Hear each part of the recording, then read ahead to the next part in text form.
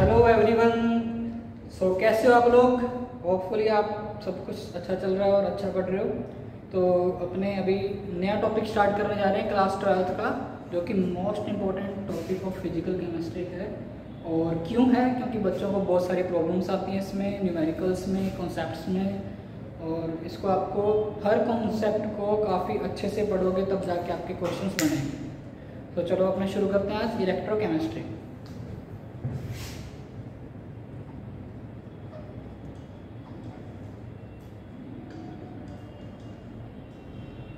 Electrochemistry. Electrochemistry पे जाने से पहले मैं आपको एक चीज़ बताना चाहता हूँ कि आपने थर्मोडायनेमिक्स में ये चीज़ पढ़ी थी कि जो एनर्जी होती है उसको ना तो अपने डिस्ट्रॉय कर सकते हैं और ना ही क्रिएट कर सकते हैं, बट उसको एक फॉर्म से दूसरी फॉर्म में कन्वर्ट कर सकते हैं। तो उसी के आधार पे पूरा का पूरा चैप्टर रहेगा। ठीक है, यहाँ पे अब अपने कौन सी एनर्जी को कौन सी एनर्जी में कन्वर्ट करेंगे, वो रहेगी अपनी केमिकल एनर्जी और इलेक्ट्रिकल एनर्जी।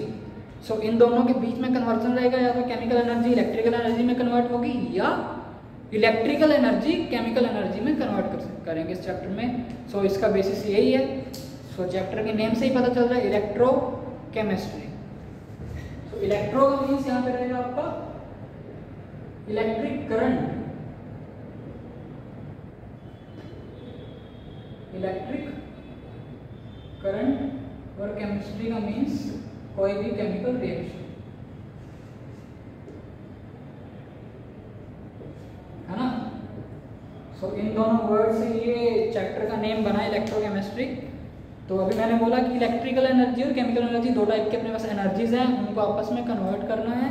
जनरल आप डेली लाइफ में देखते हो कि सबसे बेसिक सा एग्जांपल लेते हैं, टीवी का रिमोट। उसमें जो सेल डलता है, आप टीवी के रिमोट को कैसे यूज़ करते हो? आप टीवी चलाते हो, चैनल्स चेंज करते हो ना। तो चैनल्स चेंज करें तो आप कौन सी एनर्जी यूज़ कर रहे हो? आप इलेक्ट्रिकल एनर्जी से सिग्नल्स बनाओगे ना। आपके पास एक सेल था, उस रिमोट में सेल में क्या होता है, केमिकल एनर्जी स्टोर होती है। तो उसी एनर्जी को आप कन्वर्ट कर रहे हो केमिकल एनर्जी में। तो हो गया ना। फिर एक क्या कन्वर्जन, किसके बीच में क्या कन्वर्जन रहा? Chemical energy to electrical energy रहा। और सबसे और अच्छा एग्जांपल है तो आपका मोबाइल फ़ोन। आप मोबाइल फ़ोन को यूज़ कर रहे हो, अभी वीडियो देख रहे हो, ठीक है। तो क्या रहेगा इसमें, आप बैटरी को कंज्यूम कर रहे हो, मोबाइल की बैटरी को कंज्यूम कर रहे हो। बैटरी में कौन सी एनर्जी रहेगी? केमिकल एनर्जी स्टोर रहेगी। उसको कन्वर्ट किसकी फॉर्म में कर रहे हो आप? इलेक्ट्रिकल एनर्जी में। और जब आप फ़ोन को चार्ज कर रहे होते हो तो आप क्या कर रहे हो? मोबाइल को, बैटरी को करंट दे रहे हो। Means current means electrical energy. Electrical energy देकर उसमें क्या स्टोर कर रहे हो? बैटरी चार्ज होती है ना, चार्ज होना मीन्स उसमें केमिकल एनर्जी स्टोर होना है। तो बेसिकली आप बहुत सारे एग्जांपल्स देख सकते हो आपके घर में। सेल और बैटरीज, इन्वर्टर हो गया, टीवी रिमोट हो गया, आपका मोबाइल फोन्स हो गए, और भी बहुत सारी चीज़ें हैं जो कि इसी पर आधारित है, एनर्जी कन्वर्जन पर आधारित है। हम समझते हैं कि अब अगला चैप्टर पे चलते हैं, इसी चैप्टर पे कि अपने को पढ़ना क्या है। अभी मैंने एक नाम लिया सेल या बैटरी, है ना। तो ऐसा device used to convert chemical energy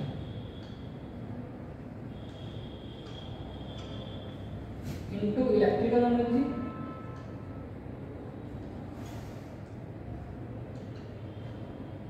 is called cell, है ना। मार्कर में थोड़ा सा फीका चल रहा है तो एक डाल लेते हैं। अभी आपको डिवाइस का नेम पता चल गया कि जिससे अपने केमिकल एनर्जी को इलेक्ट्रिकल एनर्जी में कन्वर्ट करते हैं, उसको बोलते हैं अपने सेल।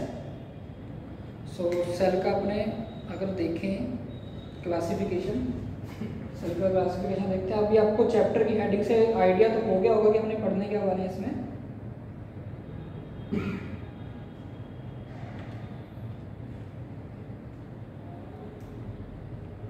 ओके,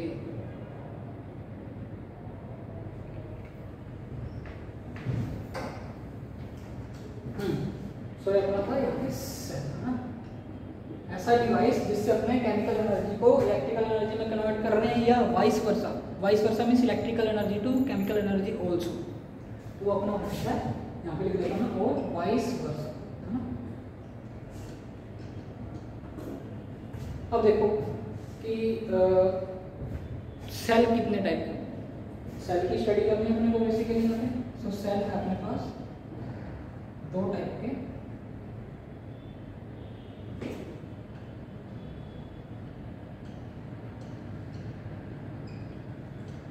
इलेक्ट्रोकेमिकल सेल और सेकंड है अपना इलेक्ट्रोलाइटिक सेल।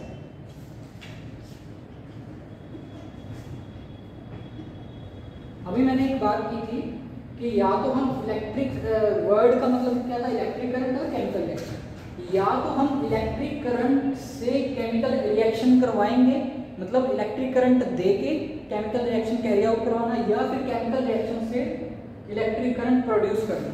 अब दोनों चीजें अपोजिट हैं, तो दोनों के जो प्रोसेस होगा वो भी अपोजिट होगा। तो वो देखते हैं कि कैसे। आप लोगों ने थर्मोडायनेमिक्स में पढ़ा था, अगर याद है तो ठीक है, नहीं तो मैं बता देता हूँ कि रिएक्शंस दो टाइप की रहती हैं, एक होता है स्पॉन्टेनियस रिएक्शन, एक होता है अपना नॉन स्पॉन्टेनियस रिएक्शन।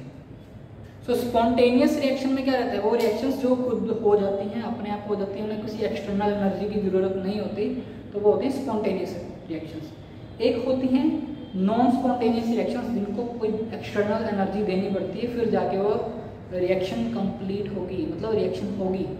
ठीक है, दो टाइप के हैं स्पॉन्टेनियस। अगर कोई रिएक्शन खुद हो रही है मींस वो हीट रिलीज करेगी, ऑफकोर्स करेगी। अभी केमिकल रिएक्शन में जो एनर्जी रिलीज होगी वो कौन सी एनर्जी होगी, वो केमिकल एनर्जी होगी। ठीक है, तो उस एनर्जी को अपने यूटिलाइज कर सकते हैं, किस लिए, to convert it into the electrical energy. ठीक है, तो अपने लिखते हैं यहाँ पे जो इलेक्ट्रोकेमिकल सेल में जो रिएक्शंस होंगी वो किस टाइप की होंगी, यहाँ पे spontaneous reaction. Spontaneous reaction, spontaneous reaction के लिए डेल्टा जी की वैल्यू अगर आपको याद हो तो मैं बता देता हूँ, डेल्टा जी नेगेटिव होना चाहिए। डेल्टा जी क्या है, गिब्स फ्री एनर्जी नेगेटिव है ना, कुछ ना कुछ नेगेटिव है। तो वो इलेक्ट्रोकेमिकल सेल का बेसिकली एग्जांपल है अपना डैनियल सेल।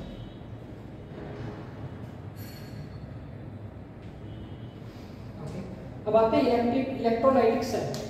इलेक्ट्रोलाइटिक सेल में क्या होगा, जस्ट इसका उल्टा होगा। एक चीज तो अपने लिखनी भूल गए इसमें, क्या कि केमिकल एनर्जी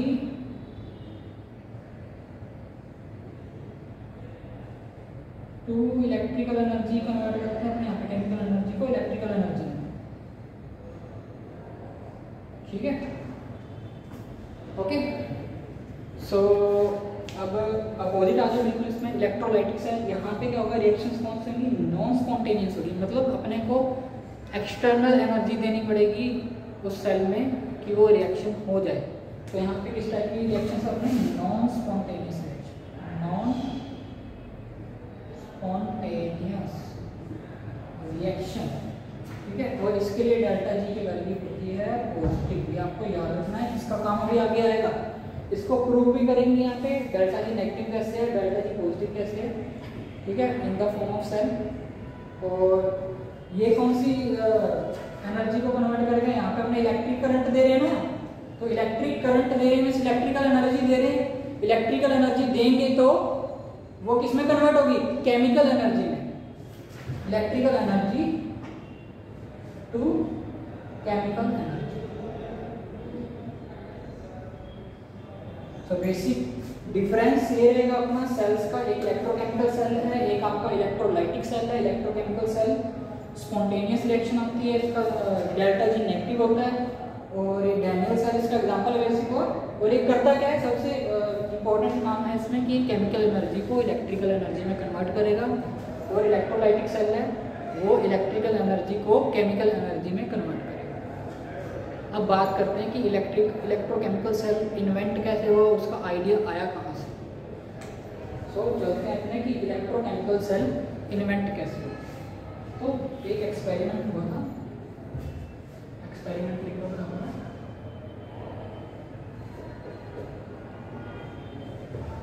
एक्सपेरिमेंट क्या हुआ कि एक कंटेनर लिया गया, उसमें सॉल्यूशन लिया गया कॉपर सल्फेट का, ये अपना कॉपर सल्फेट, और उसमें डिप की गई जिंक की रोल, जिंक रोल डिप की गई, ये अपनी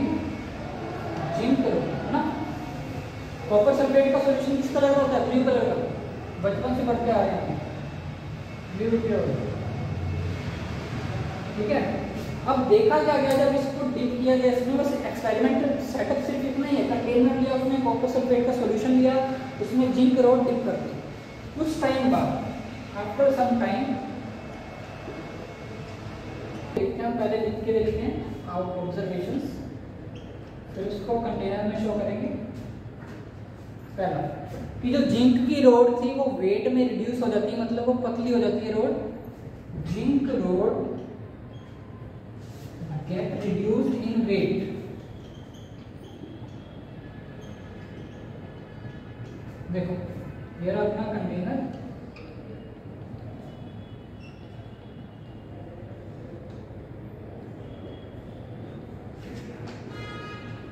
अब इसमें जो जिंक की रोड डाली थी उन्होंने वो ऐसे ऐसे पतली हो गई, नीचे से जितना पार्ट उसका डिप था वो टूट टूट के सॉल्यूशन में आ गया, यही रीजन होगा पतले होने का। दूसरा था कि कॉपर सल्फेट तो अपना ब्लू कलर का है ना, कि zinc road got reduced in the weight and blue color of copper sulfate solution fades away. Blue colour of copper sulphate solution fades away. अब क्या था, कॉपर सल्फेट ब्लू कलर का होता अपने को पता है, बट उसका कलर अब चेंज हो चुका था, मतलब अब ब्लू कलर नहीं रहा। थर्ड ऑब्जर्वेशन क्या थी, red colour PPT. Red colour PPT कहाँ बनती है? वो बनती है यहाँ। ठीक है, ये थे ऑब्जर्वेशंस। अब इनसे कंक्लूजन क्या निकले वो भी देखेंगे अपने, कि क्यों ये चीजें हुई, क्या आइडिया था इसके पीछे, कि ये सब अपने को ऑब्जर्वेशंस देखने को मिले। चलते हैं उसके ऊपर। फर्स्ट रीजन, जिंक रोड का वेट कम क्यों हुआ, उसका आइडिया ये लगाया गया कि जिंक है जो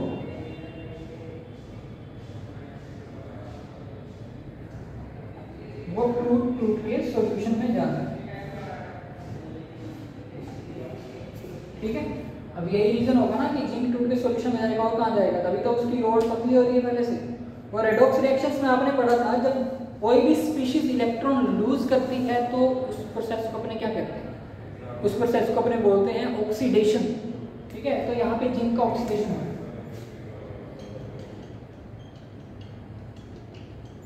ठीक है, और सेकंड जो अपना था कि blue colour of copper sulphate solution fades away. अब ब्लू कलर कॉपर सल्फेट का किसके कारण होता है? कॉपर 2+ आयंस के कारण होता है। ठीक है, क्यूप्रिक आयंस के कारण होता है। तो अब मींस कॉपर 2+ आयंस कंज्यूम हो रहे हैं यहाँ पे, तभी तो उसका ब्लू कलर फेड्स अवे हो रहा है, ब्लू कलर गायब हो रहा है वहाँ पे। तो यहाँ पे क्या होता है कि कॉपर कुछ प्लस 2 इलेक्ट्रॉन गेन करके कॉपर सॉलिड मतलब कॉपर में कन्वर्ट हो रहा है। तो इस प्रोसेस को अपने क्या कहते हैं, जब व्हेन एनी स्पीशीज गेन्स और acquires the electron, the process is known as the reduction. Okay, so इस प्रोसेस को अपने कहते हैं रिडक्शन।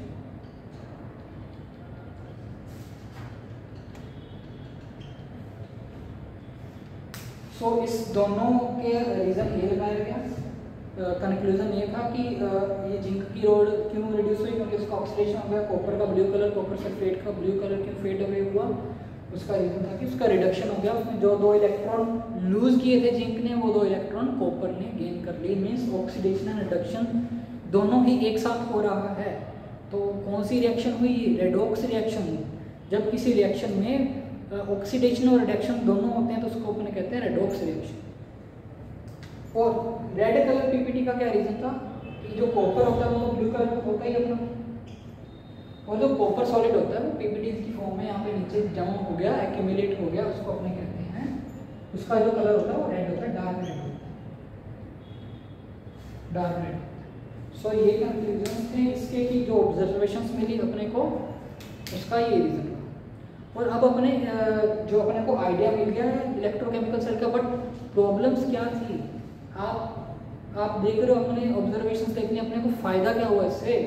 कोई भी एक्सपेरिमेंट होता है साइंस में, ह्यूमन काइंड मैनकाइंड के लिए होता है, तो बट हमें तो कुछ मिल नहीं रहा ना इससे। हाँ, ऑब्जर्वेशन रीजन पता कर लिया हमने। कोई ना तो कोई एनर्जी कन्वर्ट कर पाए इसमें, ना अपने लिए कुछ यूटिलाइज कर पाए इसमें।